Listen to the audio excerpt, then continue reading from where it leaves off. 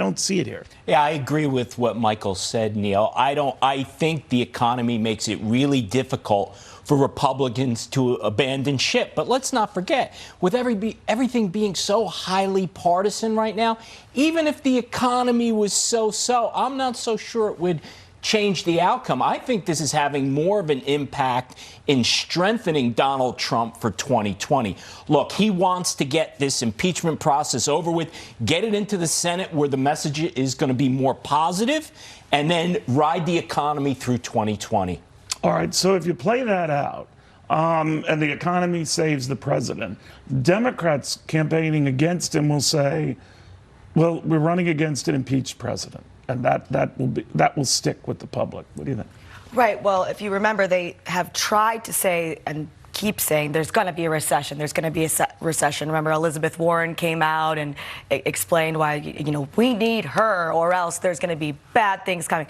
And that's really all that they can do because it is so strong and it is projected to continue to be strong. And I've kind of seen them give it up. And now they're focusing on investigation, corruption, and they try to make it a more of a moral case of just this is a bad guy.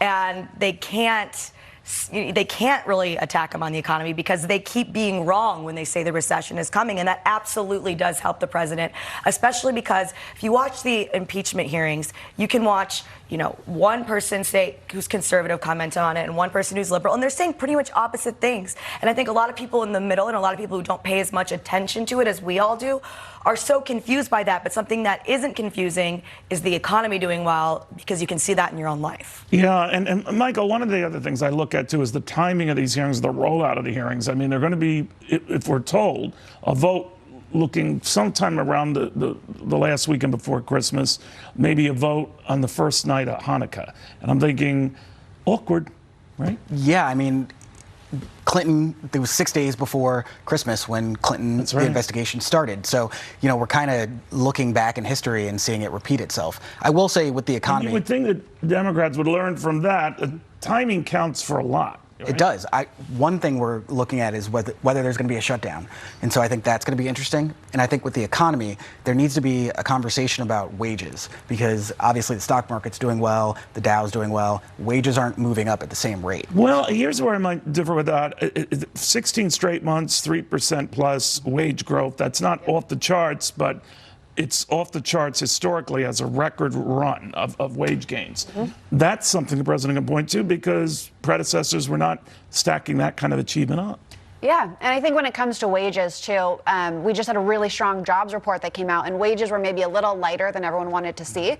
But you do also have baby boomers. But it wasn't a 2 in front of it, right? Normally the wage, that's what people have kind of gotten used to, but now 3% or 3% plus has been the norm for 16 straight months. Yeah, and while inflation is really muted, so when you see the actual increase in wages, it's real time, right? Exactly, it's really hitting people's pockets, and you also have baby boomers who are high wage earners are starting to retire, so that is affecting some of that data. Why are you looking at me while you're saying that?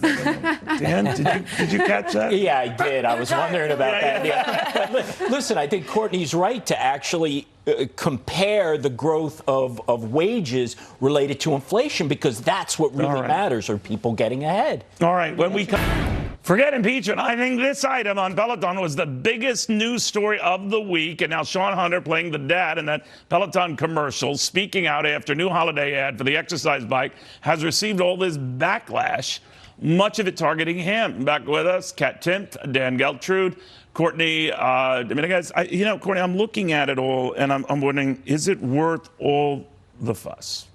I think it's going to be old news soon enough. I mean, this has happened with other companies. Like Nike came out with Colin Kaepernick in their ads, and that got backlash. Same thing we saw Pepsi with Kendall Jenner in their ads. As a woman, were you offended? I noticed it. I don't think I took as much offense as is happening on the internet right now. But we live in an age of memes, and comedians are going to have a field day with this. Kat, were you offended?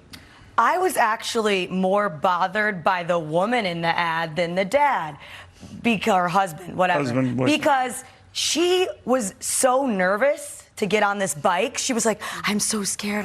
That's just a slap in the face to anyone who's ever had a real problem. Like, you're in your living room, you're safe, and you're about ready to sit on something that costs $3 grand. I'm pretty sure you're going to be okay. That was really kind of what weirded me out. Well, I guess he's been called a chauvinist because he's more or less pushing her, get get fit, honey. He wasn't. If he was I didn't- standing behind her, being like, "Hey, get going." I did not get that feeling when I watched it that he was being abusive in any way. But listen, the person who came up with this commercial really deserves some credit here because we're talking about it, and Peloton is getting a lot more out Well, of their this. stock was getting shellacked during the week. Right, but it's we're come down a little back. yesterday with everything else. Was that an overdone reaction, you think? Yeah, you're going to get a knee-jerk reaction with these things, and that this has happened plenty of times. But I think any press is good press, and yeah, we're all talking about this ad. We all know way more about the bike Are than we women did bigger before. buyers of this type of stuff?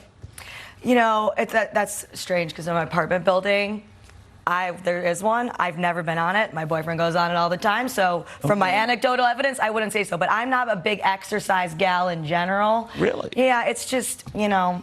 Dan and I are exercise machines. I know you're a well, fit fan. I know, right. Neil, I know But you're a fit how fan else- all the way. Yeah. How else could we look this way, Neil, Tell me about if it. not Tell me for about it. working out But all I'm the wondering, time? is any publicity is good publicity, to Courtney's point? Is this, in the long term, good for the company because it's drawing attention to these bikes? I don't know how it's going to play out long term, Neil, because that's really going to depend upon the quality of the product itself. But for right now, in the short term, before the holiday season, I think it's definitely a benefit for Peloton. No And it's going to help question about it. holiday spending, right? Yeah, I mean, There is that. if I received one for the apartment, I would use it to hang up my coat every day. And how do you stay so fit? All right, guys, thank you all very, very much. Dan and I have to jog to Central Park right now, so otherwise... Yes, we do. Yes, as I drive behind him. Speed it up, speed it up. Thank you very much for joining us. Fox News continues throughout the day right now. That'll do it here. Have a great weekend.